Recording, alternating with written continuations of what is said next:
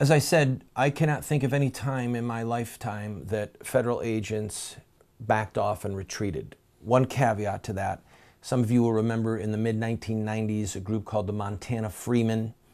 There appeared to be violence that was going to occur with federal agents, and because Waco and Ruby Ridge were fresh on people's minds, including the FBI withdrew a great distance, never left the area, and the standoff was over 80 days long and ultimately arrested with the surrender of the Freemen and then their prosecution for a lot of stuff that was clearly criminal activity, bank fraud among them. A lot of people lost money. So, but they never left, all right?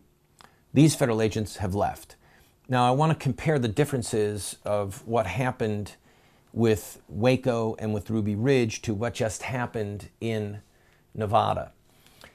In the situation on Ruby Ridge, which happened in August of 1992, for those of you who don't remember, a thumbnail sketch is that Randy Weaver and his wife Vicki and their children lived in Montana. And Randy Weaver was set up by a federal agent to create some sawed-off shotguns. It was never clear whether or not he kept them at a legal length of the barrel or not, but the government was trying to roll him to become a snitch, all right? Sorry for this in-house talk, but they were trying to say, look, we've got you, we can charge you with this sawed-off shotgun business, but if you'll be an informant for us, then we'll let you go. And he said, I'm not having any part of it.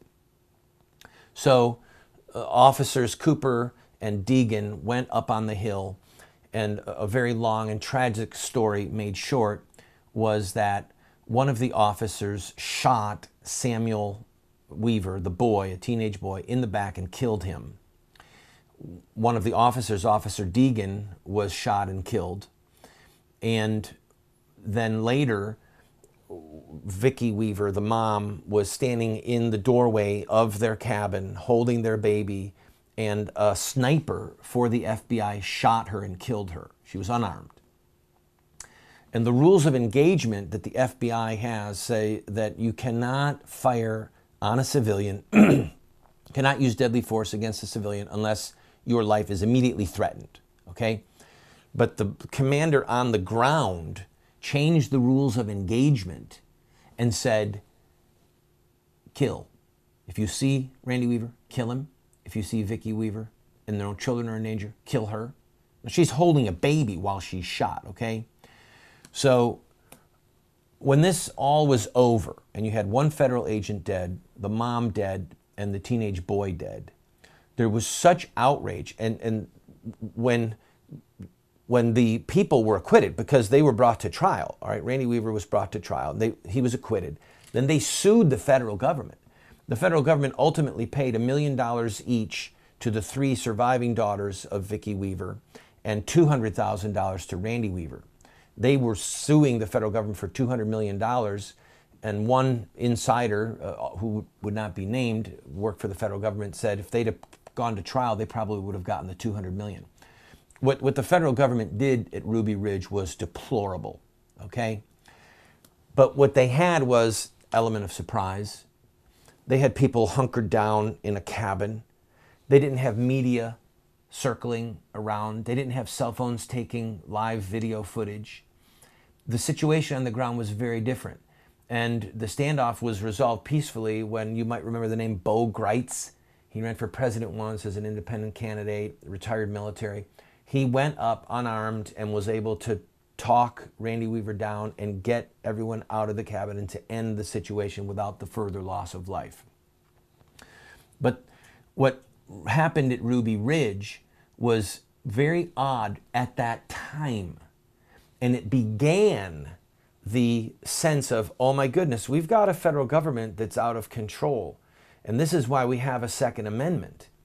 So when you listen to militia speeches or to read their writings, you will see this constant reference to Ruby Ridge, because what the federal government did there, what the agents did there, and then when they brought in more agents, what they did was completely unconstitutional, was probably illegal, and ultimately the federal government had to pay money to the family because what they did was so horrific.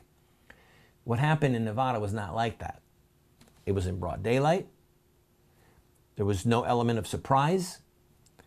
The federal agents were clearly outnumbered, and they had guns trained on them from many positions.